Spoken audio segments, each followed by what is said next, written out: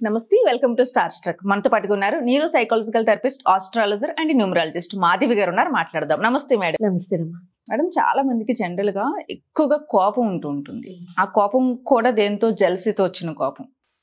అంటే ఎవరైనా ఎదుగుతున్నా చూడలేని తనం, ఓర్చుకోలేని తనం. సో వాళ్ళ లైఫ్ అక్కడే ఉండిపోవడం, ఎదురు వాళ్ళు ఎదగడం. సో దానివల్ల చాలా డిస్టర్బ్ అయిపోతూ ఉంటారు.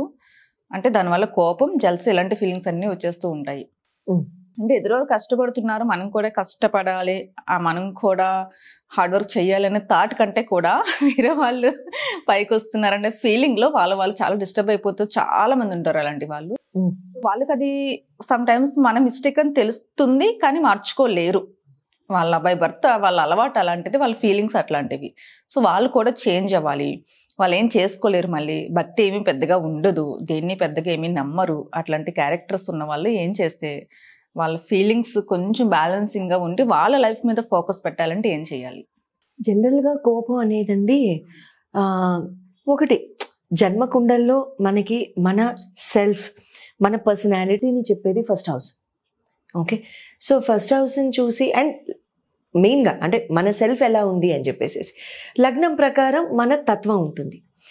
ఒక మనిషి యొక్క లగ్నం ప్రకారం అతని బిహేవియరు, అతని తత్వము, అతని ఇన్ జనరల్ క్యారెక్టరిస్టిక్స్, ఇష్టాలు, కోపతాపాలు, బుద్ధి, సవరణ, ఆలోచన సరళి, ఇవన్నీ కూడా లగ్నతత్వంగా ఉంటూ ఉంటాయి.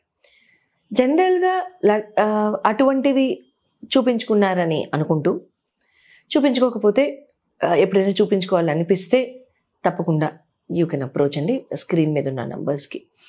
బట్ దాన్ని పక్కన పెట్టేసేస్తే ఇన్ జనరల్ మనం ఉండే వాతావరణ రీత్యానో, ఫ్రెండ్ సర్కిల్ మొలానో, లేకపోతే మన చుట్టూతా ఉండే వాళ్ళ మొలానోనో అటువంటివి ఉండి మనకి కాస్త కోపతాపాలు, జెలసీకి క్రియేట్ చేసే సిచ్యువేషన్స్ పాపం క్రియేట్ అయిపోయి, అవి క్రియేట్ ఆటోమేటిక్గా అయిపోయి ఇలాంటి బిహేవియర్స్ ఎగ్జిబిట్ అవుతుందని నువ్వు అన్నట్టు కనుక అంటే, అటువంటప్పుడు ఇన్ జనరల్ ఏంటంటే బోల్డ్ కలర్స్ ఎక్కువగా వేసుకోకుండా ఉండడానికి ట్రై చేయండి. బోల్డ్ colours in the sense red, maroon, మిరపకాయ రంగు, ఎరుపు రంగు వేసుకోకుండా ఉండడానికి ట్రై చేయండి. ఇటుక పొడి రంగు వేసుకోకుండా ఉండడానికి ట్రై చేయండి. మంగళవారాలు ఇంట్లో కందిపప్పు వండుకోకుండా ఉండడానికి ట్రై చేయండి. కిచిడి పప్పు అంటారు, మసూర్ దాల్ అంటారు హిందీలో. ఆరెంజ్ కలర్లో ఉంటుంది, ఆంజనేయ స్వామి సింధూరం రంగులో ఉంటుంది ఆ పప్పు, అది కూడా వండుకోకండి. మంగళవారం రోజు పెసరపప్పు కానీ శనగపప్పు కానీ, అంత ప్రోటీన్ ప్రతిరోజు చేసే పద్ధతి ఇంట్లో ఉంటే అవి వండుకుని సేవించండి, ఇబ్బంది లేదు. అది కాకుండా ఆదివారం గోమాతలకి, గోశాలకు కానీ ఎక్కడైనా గోమాతలకి వెళ్ళి ఇంట్లోనే మీ ఆడవాళ్ళు, మగవాళ్ళు చూస్తుంటే కనుక వీడియో, ఆడవాళ్ళే చూస్తుంటే సంతోషం, చపాతీలు చేసేసి చపాతీలో బెల్లం ముక్కలు తుంచి వరుసనే పెట్టి, మనం పిల్లలకి రోల్స్ అవి చేసిస్తూ ఉంటాం కదా, అలాగే రోల్ చేసేసి గోమాతలకి తినిపించండి. రోడ్డు మీద పడేయద్దు సుమా, మీ చేతులతోనే తినిపించాలి. లేదా భయం అయితే ప్లేట్లో పెట్టి తినిపించండి. పేపర్ ప్లేట్ అయినా పర్వాలేదు, పాలిథిన్ కవర్లో మాత్రం పెట్టకండి, ఆవిడ పాలిథిన్ తినేస్తారు. సో కాబట్టి దయించి పాలిథిన్లో పెట్టద్దు, మీ భయానికి లోనయ్యి. న్యూస్ పేపర్ కూడా పెట్టద్దు. ఇంకా newspaper ink is not safe for consumption. Newspaper ink కూడా ఆవిడ సేవిస్తారు కాబట్టి వద్దండి. మనం పెట్టే బాగు సంగతి దేవుడు ఎరుగు, ఆవిడ ఆరోగ్యం పాడు చేసిన వాళ్ళం అవుతాం. సో దయించి ఏదైనా హార్మ్ఫుల్ కాని ప్లేట్, ఆవిడ సేవించని ప్లేట్లో పెట్టండి.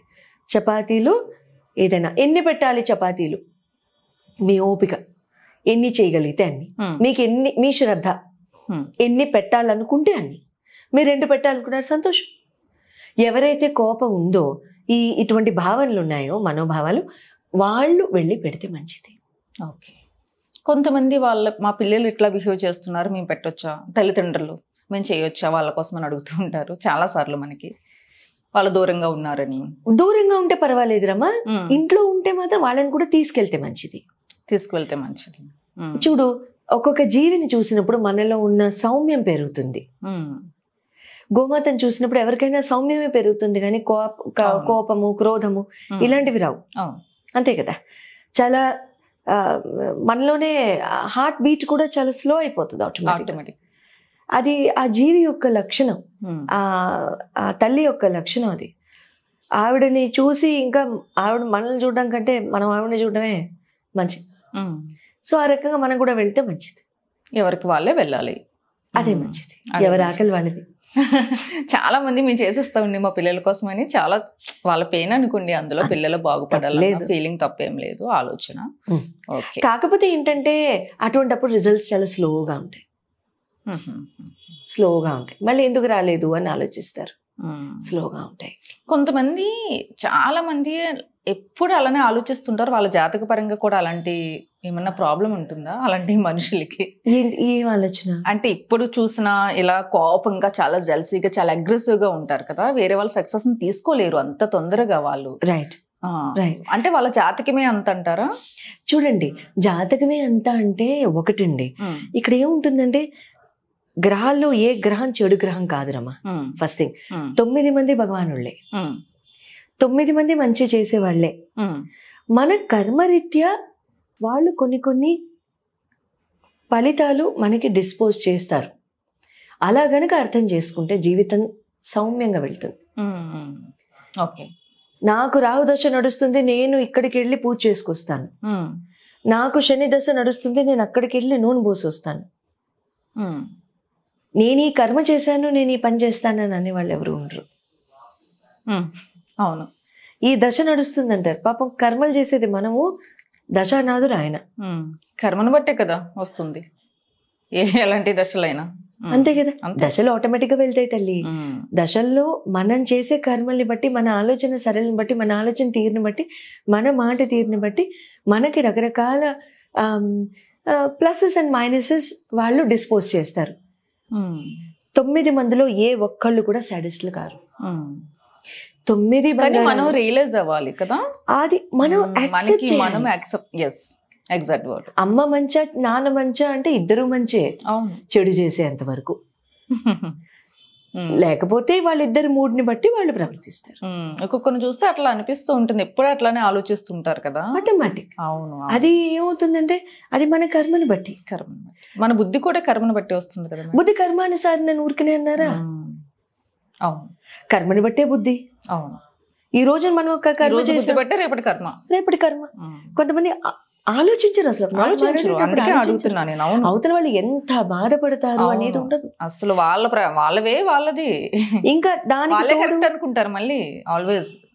మరి భగవంతుడు అవన్నీ రకరకాల ఆస్పెక్ట్స్ జీవితంలో జరిగేవి మరి ఎందుకు జరుగుతాయి? అవన్నీ కర్మరీత్యా వాళ్ళు డిస్పోజ్ చేసేవే కదా. ఆ తర్వాత ఎన్ని పూజలు చేసినా లాభం లేదు. సింపుల్. సో అటువంటప్పుడు ఇక్కడ ఏ రకంగా మనం చేసుకుని మన బుద్ధిని మనం గనక కంట్రోల్లో ఉంచుకుని, బుద్ధి కంట్రోల్లో ఉంటే కర్మ ఆటోమేటిక్ గా కంట్రోల్లో ఉంటుంది. కర్మ ఆటోమేటిక్ గా కంట్రోల్లో ఉంటే పై 9 మంది మనకి ప్రతిరోజు భాగ్యాధిపతి దశలే. వాళ్ళు అష్టమంలో కూర్చొనివ్వండి, వ్యయంలో కూర్చొనివ్వండి, షష్టమంలో కూర్చొనివ్వండి. అవును, నేను ఎన్ని హోరోస్కోప్స్ చూసాను రమ్మా అట్లా. అవును, అటువంటి రిజల్ట్స్ ఇవ్వని హోరోస్కోప్స్, ముచ్చటేసే హోరోస్కోప్స్ ఎన్ని చూసాను. తిరిగి మళ్ళీ ప్రశ్నలు అడిగితే ఇది అయిందా, ఇలా అయిందా, ఇలా అయిందా అని అసలు ఒకళ్ళిద్దరినైతే అసలు నేను మర్చిపోలేను నా జీవితంలో.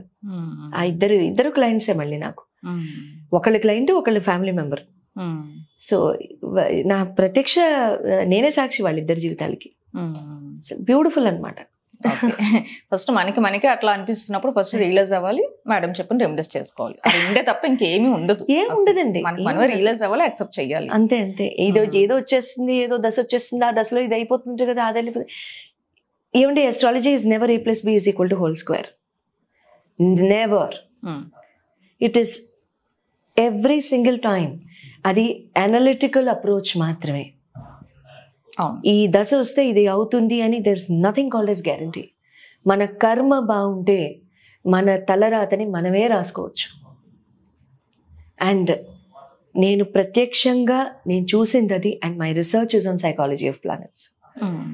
సో 150% faith తో నేను చెప్తున్నాను ఇది. And I can challenge this also. కర్మ బాగుండి ఉన్న వాళ్ళకి కూడా ఎవరు ఆ కర్మని, మంచి కర్మను కూడా ఎవరు పాడు చేయలేరు కదా. అసలు పాడు చేయలేరు కదా. సే ఫర్ ఎగ్జాంపుల్ కొంతమంది అది కూడా ఆలోచిస్తూ ఉంటారు. నువ్వు అన్నట్టు అవతల వాళ్ళు ఏదో కాస్త కాస్త డిస్టర్బింగ్ ధోరణిలో ప్రవర్తించారు, కాస్త మాట తీరు చాలా గట్టిగా ఉంటుంది, కొంచెం డామినేటింగ్ ఆస్పెక్ట్లో ఉంటుంది, ఏమీ లేకపోయినా మిడిసి పడతావే ఆవగింజ అన్నట్టు. అంటే ఆవాలే కదా, ఎంత తాలింపులో ఆవాలు వేసినంత మాత్రాన ఆవాల్ని కూర వండుకుని తినలేం, ఆవగింజే. సో కాబట్టి ఆ రకంగా మనం కనుక చూసుకున్నట్లయితే వాళ్ళు కనుక అది యాక్సెప్ట్ చేసి చేయలేకపోతే, కొంతమంది విజ్ఞానంగా ఉన్న వాళ్ళు ఎప్పుడు తగ్గే మాట్లాడతారు. ఎంటీ వెజల్ సౌండ్ మచ్ అని ఇంగ్లీష్లో కూడా సామెత.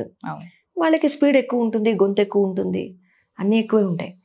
సో ఆ రకంగా ఆటోమేటిక్గా మనం చేసుకునే ఏ ఆస్పెక్ట్ అయినా సరే మనం కనుక కంట్రోల్డ్గా లేకపోతే ఈ కర్మలు దెబ్బతిని ఇవన్నీ అయ్యి, ఆ తర్వాత ఇంకేవో అయ్యి, ఆ తర్వాత ఫ్యామిలీ పరంగా ఇష్యూస్ అయ్యి ఇంకేవో రకరకాలు వస్తూ ఉంటాయి. అవన్నీ చాలా పెద్ద టాపిక్ అయిపోద్ది ఇంకా మాట్లాడుకుంటే. ఓకే మేడం, అంటే జనరల్ వైజ్గా చెప్పారు అండ్ రెమెడీస్ కూడా చెప్పారు. నమస్తే.